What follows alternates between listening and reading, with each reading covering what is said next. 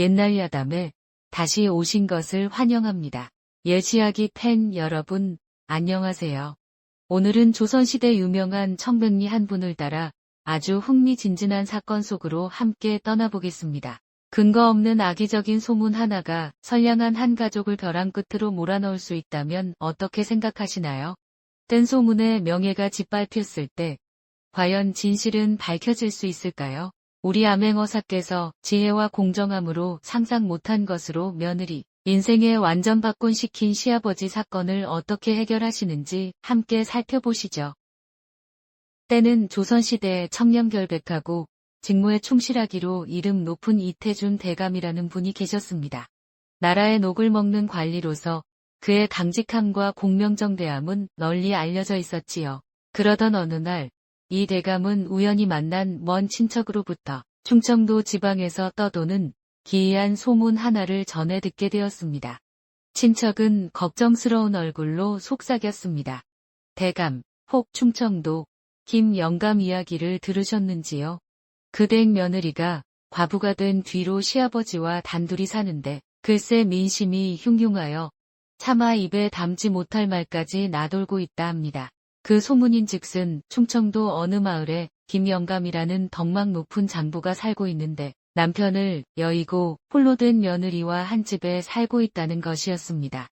허나 문제는 단순한 동거를 넘어 시아버지와 며느리 사이에 남녀간에 부적절한 관계가 있다는 흉흉한 소문까지 돌고 있다는 것이었지요.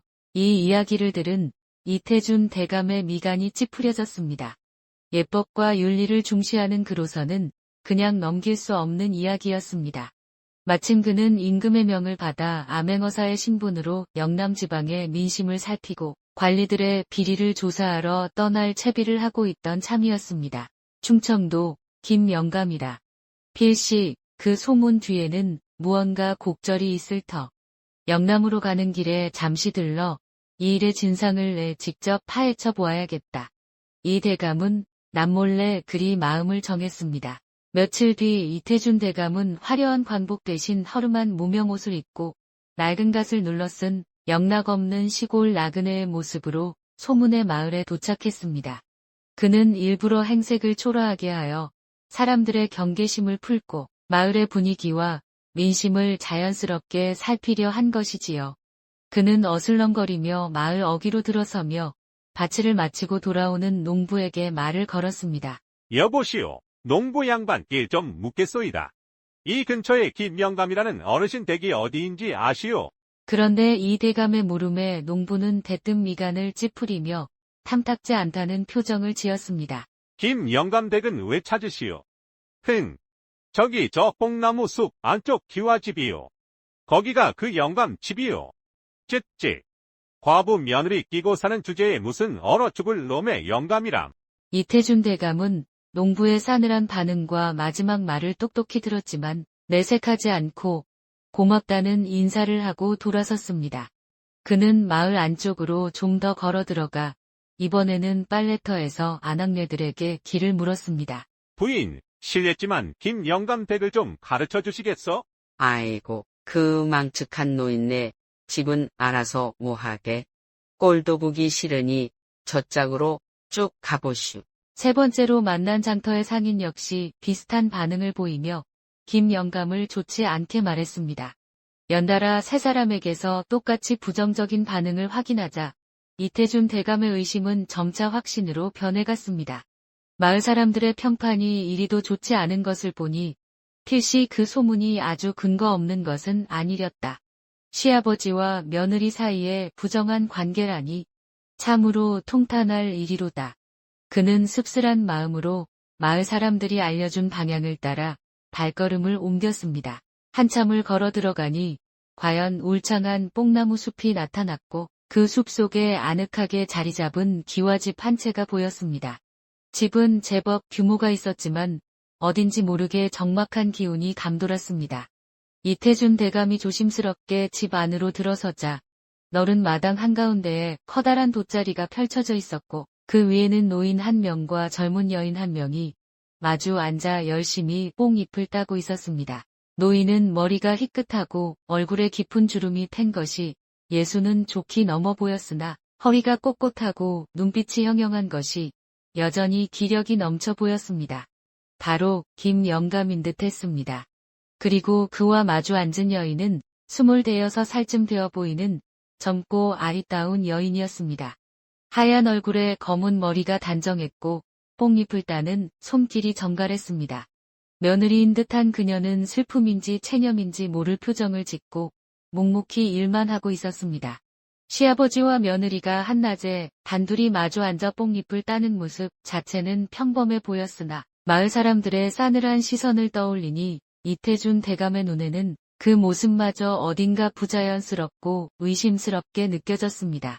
이태준 대감은 헛기침을 한번 하고는 마당으로 나서며 두 사람에게 공손히 말을 걸었습니다. 어르신, 그리고 부인 실례가 많습니다. 저는 길을 가던 나그네인데 날은 저물고 몸은 지쳐 하룻밤만 묵어 갈 곳을 찾고 있습니다.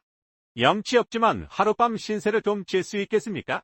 갑작스러운 나그네의 등장에 김영감과 며느리는 하던 일을 멈추고 이태준 대감을 바라보았습니다.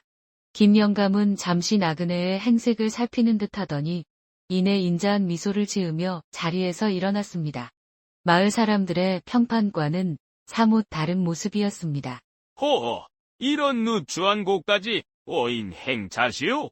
날도 저물었는데 오죽 힘드셨겠소? 어서 안으로 드시오. 마침 저녁상을 차릴 참이니 변변찮지만 육이라도 하고 가시오. 여보게 아가, 손님이 오셨으니 방 좀 치우고 저녁상을 좀 봐오너라. 김영감은 뜻밖에도 아주 흔쾌히 나그네를 맞아들였습니다. 그는 며느리에게 잠시 일을 맡기고 직접 이태준 대감을 사랑방으로 안내했습니다.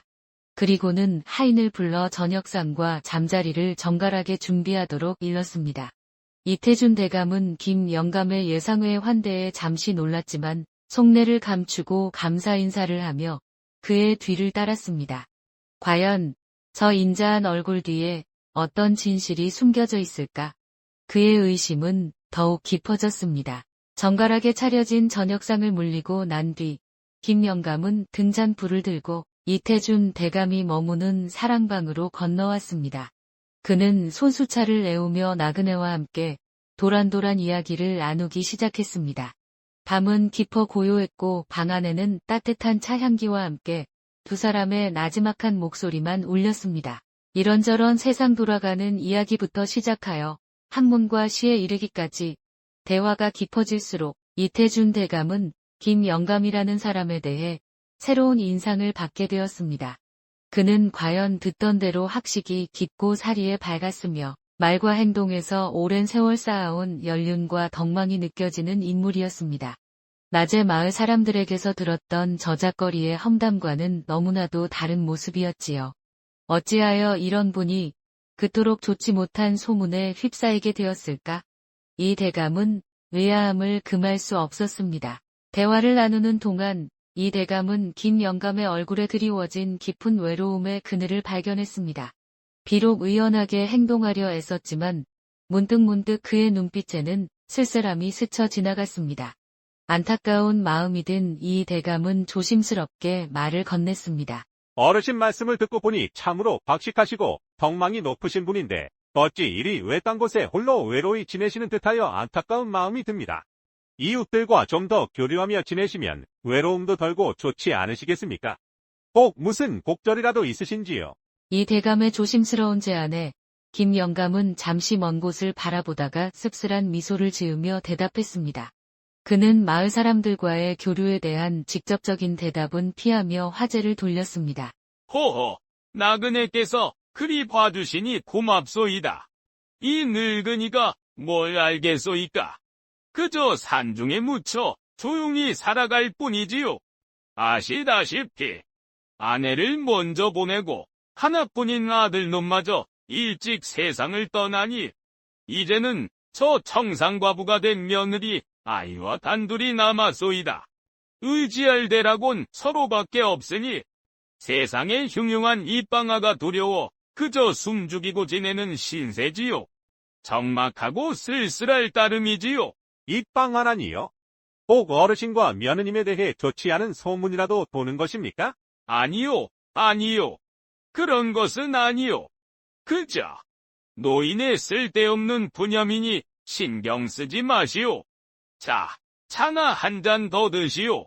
김영감은 애써 화제를 돌리려 했지만 그의 눈빛에 스치는 괴로움은 감추지 못했습니다. 이 대감은 더 이상 캐묻는 것이 예의가 아니라 생각하여 화제를 돌렸습니다. 그렇게 두 사람은 차를 마시며 한동안 더 이야기를 나누다가 밤이 깊어지자 각자의 방으로 돌아가 잠을 청하기로 했습니다. 김영감은 사랑방 옆에 딸린 자신의 거처로 들어갔고 며느리는 불이 밝혀진 안방에 머무는 듯 했습니다. 하지만 이태준 대감은 잠자리에 들지 않았습니다. 그는 암행어사로서 이곳에 온 목적을 잊지 않았습니다. 그는 등잔불을 아주 희미하게 줄이고 방문 앞에 조용히 앉아 밤새 뒤를 기울였습니다. 행여 시아버지와 며느리 사이에 어떤 수상한 기척이라도 있을까 하여 신경을 곤두세웠지요. 시간은 흘러 밤은 더욱 깊어졌고 마침내 먼동이 트기 전 가장 어두운 시간인 사경 무렵 닭 우는 소리가 희미하게 들려왔습니다. 바로 그때였습니다. 옆방에서 아주 조심스럽게 문이 열리는 소리가 들려왔습니다. 이 대감은 숨을 죽이고 문틈으로 밖을 내다보았습니다. 달빛조차 없는 칠흑 같은 어둠 속에서 김 영감이 조심스러운 발걸음으로 자신의 방을 나와 마당으로 내려섰습니다. 그는 잠시 주위를 살피는 듯 하더니 놀랍게도 며느리가 있는 안방으로 바로 들어가지 않고 마당을 가로질러 대문 쪽으로 향했습니다. 그리고는 삐걱 소리 나지 않게 조용히 대문을 열고 밖으로 나가는 것이었습니다. 아니, 이 밤중에 어디로 가는 거지? 며느리 방으로 바로 들어가지 않는구나. 이 대감은 더욱 의아해하며 숨을 죽이고 지켜보았습니다. 잠시 후 김 영감은 다시 대문 안으로 슬며시 들어왔습니다. 그런데 이번에는 안채로 향하지 않고 집 주변을 빙 둘러 뽕나무 숲 쪽으로 향하는 것이었습니다. 그는 마치 누군가 자신을 지켜보고 있기라도 한 듯 덤불 속에 몸을 숨겨가며 사방을 경계하는 듯한 모습을 보였습니다. 그 조심스럽고도 수상쩍은 행동에 이태준 대감의 눈빛이 날카로워졌습니다. 며느리 방에 들어가기 전에 누가 엿보지는 않는지 망을 보는 것이로구나. 소문이 사실일 가능성이 높다. 이 대감은 김 영감이 곧 며느리의 방으로 들어갈 것이라 예상하며 다음 행동을 예의주시했습니다. 그의 심장은 조용히 그러나 강하게 뛰고 있었습니다. 다음 날 아침이 밝았습니다. 이태준 대감은 밤새 뒤척였지만 이른 아침부터 마당에서 들려오는 소리에 귀를 기울였습니다.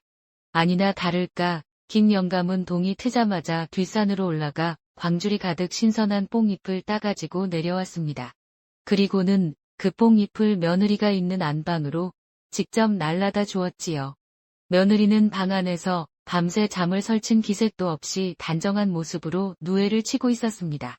시아버지와 며느리는 그 후로도 온종일 누에치기에 여념이 없었습니다. 시아버지가 뽕잎을 따오면 며느리는 그것을 받아 누에에게 먹이고 잠자리를 갈아주는 등 두 사람은 아주 자연스럽고 부지런하게 각자의 역할에 충실했습니다. 낮 동안 그들의 모습에서는 조금의 흐트러짐이나 의심스러운 구석을 찾아볼 수가 없었습니다. 그저 묵묵히 생업에 열중하는 평범한 시골 사람들의 모습 그대로였습니다. 낮에는 저리도 성실하게 일만 하는군. 그렇다면 간밤 사경의 그 수상한 행동과 솔상은 대체 무엇이란 말인가?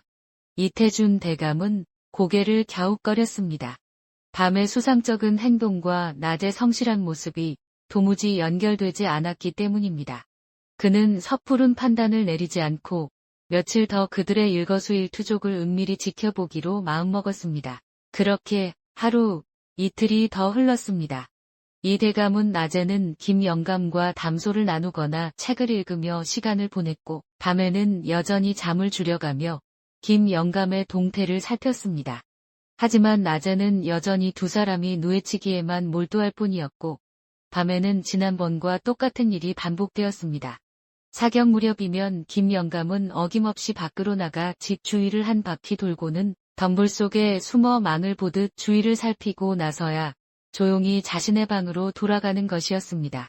그 이상한 행동 외에는 시아버지와 며느리 사이에 부정한 관계를 의심할 만한 어떠한 증거도 발견할 수 없었습니다. 마침내 나흘째 되는 날 새벽이 밝아왔습니다. 지난 사흘 밤 동안 똑같은 광경을 목격한 이태준 대감은 더 이상 기다릴 수 없다고 판단했습니다. 분명 저 새벽녘의 행동과 며느리 사이에는 무언가 비밀이 있을 것이다. 내가 직접 확인해 보아야겠다. 그는 며느리를 시험해 보기로 결심했습니다. 그는 지난 사흘간 유심히 관찰하여 김 영감의 새벽 습관을 정확히 기억해냈습니다. 첫 딸기 올 무렵 밖으로 나갔다가 다시 들어와서는 안방 툇마루 앞에서 헛기침을 두어 번 하고 들고 있던 공방대로 툇마루 바닥을 딱 두 번 두드리는 것이었습니다. 이윽고 멀리서 쳤딱 우는 소리가 들려왔습니다. 이태준 대감은 재빨리 자신이 가지고 온 은하의 보찜에서 무언가를 꺼내기 시작했습니다. 그는 김 영감과 비슷한 색깔의 두루마기를 걸치고 심지어 어디서 구했는지 비슷한 모양의 가짜 수염까지 구의 얼굴에 붙였습니다. 그리고는 김 영감 특유의 약간은 부부정한 걸음걸이까지 흉내내며 조심스럽게 사랑방 문을 나섰습니다. 달빛 없는 어둠 속에서는 영락없는 김 영감의 모습이었습니다. 그는 김 영감이 늘 그랬던 것처럼 마당을 가로질러 안방 툇마루 앞으로 다가갔습니다. 그리고는 숨을 고르고 김 영감의 목소리를 흉내내어 큼 하고 두 번 헛기침을 했습니다. 하지만 안방에서는 아무런 기척도 없었습니다. 헛기침만으로는 부족한가? 이 대감은 속으로 생각하며 이번에는 미리 준비해간 빈 공방대를 꺼내 들었습니다. 그리고 김 영감이 했던 것과 똑같이 공방대 끝으로 툇마루 바닥을 딱 하고 두 번 두드렸습니다. 그러자 놀랍게도 이번에는 안에서 즉각 반응이 왔습니다. 굳게 닫혀있던 안방문이 소리 없이 스르르 열리더니 하얀 소복 차림의 며느리가 머리에는 작은 등잔을 이고 손에는 소반 위에 술과 잔을 받쳐들고 조용히 걸어 나오는 것이었습니다. 매일 밤 사경마다 술상을 들고 나오는 것이 틀림없었습니다. 이태준 대감의 예상이 정확히 들어맞는 순간이었습니다. 며느리가 술상을 들고 툇마루로 나오는 것을 확인한 이태준 대감은 계획대로 다음 행동을 취했습니다. 그는 며느리가 자신 앞에 다가와 술상을 내려놓으려는 바로 그 찰나 재빨리 한 손으로는 얼굴을 가리듯 수염을 쓰다듬는 척하며 다른 손을 뻗어 며느리의 가녀린 손목을 덥석 잡았습니다. 만약 시아버지와 며느리 사이에 부정한 관계가 있다면 이런 갑작스러운 행동에 익숙하거나 혹은 다른 반응을 보일 것이라 예상했기 때문입니다. 그러나 며느리의 반응은 이 대감의 예상과는 완전히 달랐습니다. 그녀는 난데없이 손목을 붙잡히자 마치 불에 댄 듯이 소스라치게 놀라며 비명을 질렀습니다. 야! 그녀는 공포에 질린 눈으로 이 대감을 바라보며 황급히 손을 뿌리치고는 들고 있던 술상마저 내팽개치듯 마루에 떨어뜨렸습니다. 쨍그랑! 술잔과 술병이 깨지는 요란한 소리가 새벽의 정적을 갈랐습니다. 며느리는 겁에 질려 허둥지둥 방 안으로 뛰어들어가 문을 쾅 닫아 걸고는 그 자리에서 흐느껴 울기 시작했습니다. 그 울음소리에는 놀람과 두려움, 그리고 어찌할 바 모르는 당혹감이 가득 담겨 있었습니다. 며느리의 그 격렬하고도 순수한 반응을 본 순간 이태준 대감은 모든 진상을 깨달았습니다. 그렇구나. 소문은 완전히 거짓이었구나. 저토록 놀라는 것을 보니 시아버지와 며느리 사이에는 아무런 부정한 관계가 없는 것이 틀림없다. 그는 자신의 섣부른 의심과 시험으로 인해 죄 없는 며느리를 놀라게 한 것이 미안하여 마음이 무거워졌습니다. 그는 고개를 한번 끄덕이고는 더 이상 소란을 일으키지 않기 위해 조용히 자신의 방으로 서둘러 돌아왔습니다. 바로 그때였습니다. 동쪽 하늘이 희미하게 밝아오며 첫 딸기 꽃기호하고 우는 소리가 들려왔습니다. 그리고 어김없이 옆방에서 김 영감이 조심스럽게 문을 열고 나오는 기척이 들렸습니다. 그는 늘 하던 대로 마당을 가로질러 대문 밖으로 나갔다가 잠시 후 돌아왔고 다시 집 주위를 한 바퀴 빙 둘러본 뒤에야 안방 툇마루 앞으로 다가갔습니다. 그는 헛기침을 두어 번 하고는 공방대로 툇마루를 딱 두드렸습니다. 하지만 오늘은 어찌된 일인지 며느리가 술상을 들고 나오기는커녕 안에서 흐느껴 우는 소리만 희미하게 들려왔습니다. 김 영감은 깜짝 놀라 안방 문을 두드리며 걱정스럽게 물었습니다. 아가, 무슨 일이냐? 왜 나오지 않고 울고만 있느냐? 혹시 밤새 어디 몸이라도 편찮은 것이냐? 무슨 변고라도 생긴 게야? 애미야, 대답 좀 해보아라.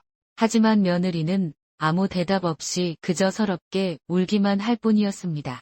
김 영감은 더욱 걱정이 되어 몇 번이고 문을 두드리며 며느리를 불렀지만 끝내 문은 열리지 않았습니다. 그는 영문을 몰라 답답해하며 날이 밝도록 안방 문 앞을 서성였습니다. 그날 아침 며느리는 끝내 방에서 나오지 않았고 아침밥 또한 지어지지 않았습니다. 손님에게 아침 식사조차 대접하지 못하게 된 김 영감은 난처한 표정으로 이태준 대감의 방문을 두드렸습니다. 나그네 양반, 정말 면목 없소이다. 며느라이가 간밤에 급체라도 했는지 몸이 좋지 않아 아침상을 차리지 못하게 되었소. 부디 저의 무례를 용서하시오. 김 영감은 며느리가 아프다는 거짓말로 둘러댔습니다. 이태준 대감은 기다렸다는 듯이 바로 이 기회를 이용해 그동안 품었던 의문을 풀기로 마음먹었습니다. 어르신, 너무 염려 마십시오. 아침 식사쯤이야 괜찮습니다. 그보다 제가 이곳에 머무는 동안 마을 사람들에게서 좀 이상한 소문을 들었습니다. 외람되지만 어르신께 직접 여쭙고 싶은 것이 있습니다. 어르신께서 밤늦게 며느님 방 근처를 서성이시는 것을 두고 오해가 많은 듯합니다. 어찌된 연유인지요? 이태준 대감의 직설적인 질문에 김 영감의 얼굴이 순간 붉어졌습니다. 그는 잠시 당황했지만 이내 평정을 되찾고 깊은 한숨과 함께 차분히 입을 열어 그동안의 속사정을 털어놓기 시작했습니다. 하하, 나그네께 이런 부끄러운 이야기까지 하게 될 줄은 몰랐소이다. 실은 나에게는 아픈 사연이 있소. 내 아들놈이 일찍 세상을 뜨는 바람에 저 어린 것이 청산과부가 되었소이다. 젊고 아리따운 과부에게 흑심을 품는 못된 놈들이 왜 없겠소? 행여나 밤중에 담이라도 넘을까, 도적이라도 들까, 늘 노심초사하며 지내왔소. 그래서 밤마다 몹쓸 놈들이 집 주위를 어슬렁거리며 며느리를 넘볼까봐 이 늙은이가 밤잠을 설쳐가며 집 주위를 순찰하는 것이오. 행여 며느리가 놀랄까봐 매일 사경 무렵이면 밖으로 나가 집 주위를 살피고 와서 아무 이상 없다는 신호로 헛기침을 하는 것이고. 그럼 새벽에 그 술상은 무엇이었습니까? 어르신께서 술을 즐기시는 것 같지는 않던데요. 제사라도 지내시는 겁니까? 아, 그것은 우리가 지금 누에를 치고 있는데 말이오. 옛 어른들 말씀에 누에를 칠 때 술 냄새를 풍기면 해로운 벌레들을 쫓고 소독이 되어 아주 좋다고 하셨소. 또한 새벽 사경이야말로 누에에게 뽕잎을 먹일 가장 중요한 시간인데 행여 며느리가 곤히 잠들어 시간을 놓칠까봐 공방대를 두드려 깨우는 신호로 삼고 그때 술상을 받아 술기운으로 방안을 소독하는 것이오. 결코 다른 뜻은 없소이다. 술은 마시는 것이 아니라 누에방 소독에 쓰는 것이오. 제가 술을 어찌 알겠소이까? 김 영감의 설명은 매우 구체적이고 논리적이었습니다. 그의 목소리에는 며느리를 아끼고 보호하려는 진심이 담겨 있었습니다. 모든 오해가 풀리는 순간이었습니다. 허허, 내가 이런 해괴한 소문 때문에 마을 사람들과 교류도 끊고 마치 아녀자처럼 집 안에만 갇혀 살고 있으니 내 신세가 참으로 차량하지 않소. 사람들의 입방아라는 것이 이리도 무서운 것이오. 이 늙은이의 진심을 누가 알아주겠소? 김 영감은 말을 마치고는 그동안 쌓였던 억울함과 서름이 북받치는 듯 조용히 눈물을 훔치며 침묵했습니다. 이태준 대감은 그의 말을 들으며 자신이 섣부른 소문만 믿고 덕망 높은 노인을 오해했으며 죄 없는 며느리에게 씻을 수 없는 상처를 줄 뻔했다는 사실에 깊은 자책감을 느꼈습니다. 그날 오후 이태준 대감은 김영감의 집 마당에서 갑자기 자신의 본 모습을 드러냈습니다. 허름한 나그네 옷을 벗어 던지자 그 안에는 위험 있는 암행어사의 관복이 나타났고 그는 품 안에서 임금의 명을 상징하는 마패를 높이 꺼내 들었습니다. 암행어사 출두야. 이태준 대감의 우렁찬 외침은 조용했던 시골 마을을 순식간에 뒤흔들었습니다.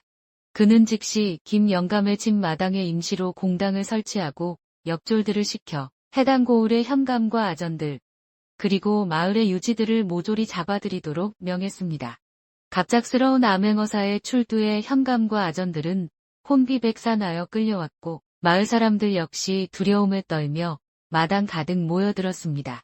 여기 모인 자들은 모두 듣거라. 나는 어명을 받들어 민정을 살피러 온 암행어사 이태준이다. 너희들은 모두 이 자리에 꿇어앉아 나의 명을 기다리라. 어사의 서리빨 같은 호령에 현감 이하 모든 사람들이 납작 엎드렸습니다. 마당에는 무거운 침묵과 함께 극도의 긴장감이 흘렀습니다. 이윽고 어사가 다시 입을 열었습니다. 그의 목소리는 마당 전체에 울려 퍼졌습니다. 내가 이곳에 온 이유는 이 마을에 떠도는 흉흉한 소문의 진상을 파악하기 위함이다. 김영감과 그 며느리 사이에 부정한 관계가 있다는 소문이 파다하다 들었다. 지금 이 자리에서 김영감이 며느리와 부정한 행위를 하는 것을 직접 제 두 눈으로 똑똑히 목격한 자가 있다면 한 걸음 앞으로 나오너라. 만약 목격한 자가 있다면 크게 상을 내릴 것이다. 어사의 날카로운 외침에도 불구하고 마당에 엎드린 수많은 사람들 중 누구 하나 감히 고개를 들거나 앞으로 나서는 이가 없었습니다. 모두 쥐 죽은 듯 조용히 숨만 죽이고 있을 뿐이었습니다. 어사는 더욱 위험 있는 목소리로 다시 한번 호령했습니다. 어찌 아무도 나서지 않는 것이냐. 남녀노소를 막론하고 똑똑히 고하라. 김영감과 며느리의 부정한 현장을 목격한 자는 어서 앞으로 나오너라. 만약 진실을 고하지 않고 숨기는 자가 있다면 내 엄중히 죄를 물을 것이다. 다시 한번 묻겠다. 본 자가 있느냐? 하지만 이번에도 결과는 마찬가지였습니다. 아무도 나서지 못했습니다. 그저 서로 눈치만 보며 두려움에 떨 뿐이었지요. 그때 이태준 어사가 실망과 분노가 뒤섞인 표정으로 혀를 차며 말했습니다. 찌찌찌. 결국 아무도 없다는 것이렸다. 너희들은 듣지도 보지도 못한 일을 어찌 그리 함부로 말하고 다니느냐. 너희들이 퍼뜨린 근거 없는 뜬소문이 한평생 청렴하게 살아온 노인과 죄 없는 젊은 과부에게 얼마나 큰 고통과 억울한 누명을 안겨주었는지 정녕 모른단 말이냐. 너희들의 그 가벼운 입방아가 사람을 죽일 수도 있음을 왜 모르는가? 어사의 질책에 마을 사람들은 모두 고개를 더욱 깊이 숙였습니다. 어사는 말을 이었습니다. 내가 지난 며칠간 나그네 행세를 하며 이 집에 머물렀다. 그리고 바로 어제 새벽 내가 직접 김영감으로 변장하여 며느리의 손목을 잡아보았다. 이는 어사로서 사건의 진상을 파악하기 위한 방편이었느니라. 만약 소문대로 두 사람 사이에 부정한 관계가 있었다면 며느리는 다른 반응을 보였을 것이다. 허나 며느리는 기겁하며 놀라 소리를 지르고 즉시 방으로 들어가 문을 걸어 잠그고 밤새 울기만 하였다. 이것이 바로 두 사람의 결백을 증명하는 명백한 증거이니라. 너희들은 이제 무엇이라 변명하겠느냐? 어사의 말이 끝나자 마당에는 다시 한번 정적이 흘렀습니다. 김영감과 숨어서 이 광경을 지켜보던 며느리는 그제야 모든 오해가 풀렸다는 안도감과 어사에게 느끼는 고마움에 조용히 눈물을 흘렸습니다. 김영감과 며느리의 결백은 이제 명백히 밝혀졌다. 너희들은 근거 없는 소문으로 선량한 이들을 괴롭힌 죄를 받아 마땅하나 이번에는 특별히 용서할 것이니 깊이 반성하고 다시는 이런 일이 없도록 하라. 현감과 아전들은 관내의 풍속을 제대로 살피지 못한 죄를 물어 파직에 처한다. 어사의 엄중한 판결이 내려졌습니다. 김영감과 며느리는 마침내 억울한 누명을 벗고 명예를 되찾게 되었습니다. 김영감은 어사 앞에 나아가 눈물로 감사를 표했습니다. 어사님, 정말 감사합니다. 이 늙은이의 억울함을 풀어주시니 이 은혜를 어찌 갚아야 할지 이제야 두 다리 뻗고 잠을 잘 수 있겠습니다. 마을 사람들 역시 자신들의 어리석음을 깊이 뉘우쳤다고 합니다. 이태준 어사는 그렇게 한 집안의 억울함을 풀어주고 어지러워진 민심을 바로잡은 뒤 다시 영남으로 향하는 길을 떠났습니다. 네, 이렇게 암행어사 이태준 대감의 명철함과 결단력으로 김영감 댁의 억울한 누명은 마침내 벗겨졌고 소문을 퍼뜨린 이들은 마땅한 벌을 받았습니다. 이 이야기는 근거 없는 소문이 얼마나 무서운 힘을 가졌는지, 그리고 어떤 판단을 내리기 전에 진실을 알아보는 것이 얼마나 중요한지를 정말 잘 보여주네요. 그렇죠. 정의를 지키는 분들이 계셔서 참 다행입니다. 오늘 이야기 들어주셔서 감사합니다. 재미있게 들으셨다면 좋아요와 구독으로 응원 부탁드려요. 다음에 더 흥미로운 이야기로 찾아뵙겠습니다. 안녕히 계세요.